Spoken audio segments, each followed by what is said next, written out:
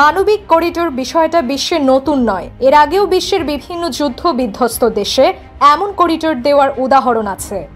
তবে আদৌ তা কতটা সুফল বয়ে এনেছে তা নিয়ে রয়েছে নানা প্রশ্ন।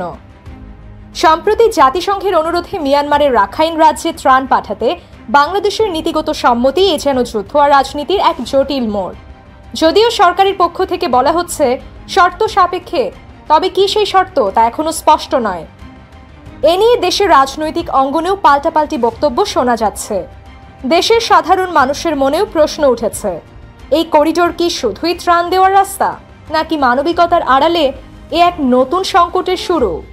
এমন সব প্রশ্নের উত্তর খুঁজতে বিশ্বের আর কোথায় ও কখন এই ধরনের মানবিক করিডোর দেওয়া হয়েছিল এবং সেগুলো কতটা সফল ও ব্যর্থ হয়েছিল তা জানার চেষ্টা করেছি। এই ভিডিওতে আমরা জানব সেসব করিডোরের বিষয়ে। পাশাপাশি থাকছে বাংলাদেশ এই মানবিক করিডোর দিলে কি ধরনের ঝুঁকি তৈরি হতে পারে সেসব বিষয়। পুরো ভিডিওটি দেখুন, সাবস্ক্রাইব করুন দ্য রিপোর্ট.লাইভ চ্যানেলটি, লাইক কমেন্ট শেয়ার করে আমাদের সঙ্গেই থাকুন। শুরুতেই জেনে নিই মানবিক করিডোর বলতে কি বোঝায়। মানবিক করিডোর হলো একটি নিরাপদ পথ বা অঞ্চল যেখানে সশস্ত্র সংঘাতের সময় যুদ্ধরত পক্ষগুলো একটি নির্দিষ্ট সময়ের জন্য যুদ্ধবিরতি দিয়ে বেসামরিক নাগরিক, ত্রাণ সংস্থা কিংবা জরুরি সহায়তা সরবরাহের জন্য একটি রুট ব্যবহার করতে সম্মত হয়। এর উদ্দেশ্য মূলত যুদ্ধ বিধ্বস্ত এলাকায় খাদ্য, ওষুধ, পানি বা অন্যান্য জরুরি ত্রাণ পৌঁছানো কিংবা নিরাপদে বেসামরিক জনগণকে সরিয়ে নেওয়া। তবে বাস্তবে এই করিডোরগুলো কেবল মানবিক সাহায্য নয়, বরং নানা রাজনৈতিক, কৌশলগত ও সামরিক হিসাব নিকাশের অংশ হয়ে ওঠে। বিভিন্ন দেশে মানবিক করিডোরের বাস্তবতা, সফলতা না ব্যর্থতা। গাজা 2023 সালের 9 অক্টোবর ফিলিস্তিনের গাজা উপত্যকা অবরোধের ঘোষণা দেয় ইসরায়েল। ইসরায়েলি প্রতিরক্ষা মন্ত্রী ইয়াভ গ্যালান্ট ঘোষণা করেন, গাজা উপত্যকা সম্পূর্ণ অবরোধের নির্দেশ দিয়েছি। বিদ্যুৎ থাকবে না, খাবার থাকবে না, জ্বালানি থাকবে না, সবকিছু বন্ধ। এই পরিস্থিতিতে জাতিসংঘ ও অন্যান্য আন্তর্জাতিক সংস্থা গাজায় মানবিক করিডোর চালুর উদ্যোগ নেয় যাতে করে ত্রাণ পৌঁছানো যায়। কিন্তু ইসরায়েলি অবরোধ, নিরাপত্তার শঙ্কা ও রাজনৈতিক অচলাবস্থার কারণে করিডোর চালু হলেও তা কার্যকরভাবে সফল হয়নি। Ukraine, Mariupol 2022। রাশিয়া ইউক্রেন যুদ্ধের প্রথম বছর মার্চ 2022-এ মারিউপোল ও ভালনাভাখায় প্রায় 2,15,000 বেসামরিক নাগরিককে সরানোর পরিকল্পনায় মানবিক করিডোর খোলা হয়। তবে 5 ঘন্টার যুদ্ধবিরতির কিছু সময় পরেই বোমাবর্ষণ শুরু হয়, ফলে নিরাপত্তার কারণে করিডোর বন্ধ করে দেওয়া হয়। এটি সীমিত সফলতা পেলেও বিশ্বজুড়ে আস্থার অভাব ও যুদ্ধের কৌশল হিসেবে মানবিক করিডোর ব্যবহারের বিতর্ক সৃষ্টি করে। সিরিয়া, আলেপ্পো পূর্ব ঘৌতা 2016 থেকে 2018। সিরিয়ার গৃহযুদ্ধে জাতিসংঘ, রাশিয়া ও অন্যান্য সংস্থা আলেপ্পো ঘৌতায় ত্রাণ সরবরাহ এবং নাগরিকদের সরিয়ে নিতে করিডোর খোলে। কিন্তু বাস্তবে অনেক ক্ষেত্রে এই করিডোর দিয়ে বিদ্রোহী যোদ্ধারাও পালিয়ে যেত, আবার কখনো বেসামরিকদের ঢাল হিসেবে ব্যবহার করা হতো। ফলে আন্তর্জাতিক মহলে এই ধরনের করিডোরের বিশ্বাসযোগ্যতা প্রশ্নবিদ্ধ হয়।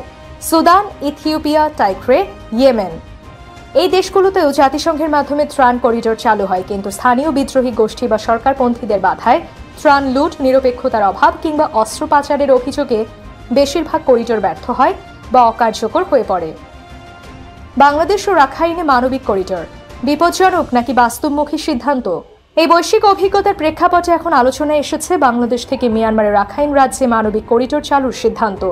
জাতিসংঘের অনুরোধে এবং মহাসচিব অ্যান্টোনিও গুতেরেসের সাম্প্রতিক সফরের প্রেক্ষিতে বাংলাদেশ নীতিগতভাবে সম্মতি দিয়েছে, তবে শর্ত সাপেক্ষে। রাখাইনে বর্তমানে সশস্ত্র গোষ্ঠী আরাকান আর্মির দখলে প্রায় পুরো সীমান্ত। মিয়ানমার সরকার ও সামরিক বাহিনী এখানে কার্যত পরাজিত। খাদ্য ও রসদের ঘাটতির মুখে থাকা এই বিদ্রোহী গোষ্ঠীর কাছে ত্রাণ পৌঁছানো হলে তা তাদের সামরিকভাবে লাভবান করে তুলবে। এই আশঙ্কাই এখন বড় বিতর্কের জন্ম দিয়েছে। বিশেষজ্ঞদের মতে এই সিদ্ধান্তে বাংলাদেশ যেমন আন্তর্জাতিক মহলে সহানুভূতি পাবে, তেমনই এর মাধ্যমে রোহিঙ্গা প্রত্যাবাসনের জট আরও জটিল হতে পারে, কারণ আরাকান আর্মি রোহিঙ্গা বিরোধী। একই সঙ্গে প্রশ্ন উঠেছে চীনের প্রতিক্রিয়া কি হবে, কারণ চীন মিয়ানমারের সামরিক জান্তার ঘনিষ্ঠ মিত্র এবং আরাকান আর্মির বিরুদ্ধে অবস্থান নিয়েছে। রাজনৈতিক বিতর্ক ও নিরাপত্তার ঝুঁকি। মানবিক করিডোর চালুর সিদ্ধান্তকে কেন্দ্র করে দেশের রাজনীতিতেও বিতর্ক শুরু হয়েছে। বিএনপি মহাসচিব মির্জা ফখরুল ইসলাম আলমগীর আশঙ্কা করেছেন, আমরা আরেকটা গাজায় পরিণত হতে চাই না। তার মতে এই ধরনের বড় কূটনৈতিক সিদ্ধান্ত সব রাজনৈতিক দলের সঙ্গে আলোচনার মাধ্যমে নেওয়া উচিত ছিল। অন্যদিকে বাংলাদেশের একাধিক উপদেষ্টা স্বীকার করেছেন আরাকান আর্মির সঙ্গে অনানুষ্ঠানিক যোগাযোগ হচ্ছে, এমনকি তারা বাংলাদেশের ভূখণ্ডে অনুপ্রবেশ করছে, বিয়ে করছে, ট্যাক্স নিচ্ছে, সব মিলিয়ে একটি জটিল ভূ রাজনৈতিক বাস্তবতা সামনে এসেছে। করিডোর চালু, কিন্তু কোন মূল্যে? বিশ্ব ইতিহাসে মানবিক করিডোরের গল্পগুলো যেমন আশা জাগায়, তেমনি নানা বাস্তবতায় তা ব্যর্থতায় পর্যবসিত হয়েছে। বাংলাদেশের সীমান্তে রাখাইন পরিস্থিতি এখন একটি বাস্তবতা। বিশেষজ্ঞরা বলছেন, সেই বাস্তবতাকে মোকাবেলা করতে গিয়ে যদি নিরাপত্তা, আঞ্চলিক সম্পর্ক বা অভ্যন্তরীণ স্থিতিশীলতা হুমকির মুখে পড়ে, তবে সেটি বহু বছরের রাজনৈতিক ভুলের শুরুও হতে পারে।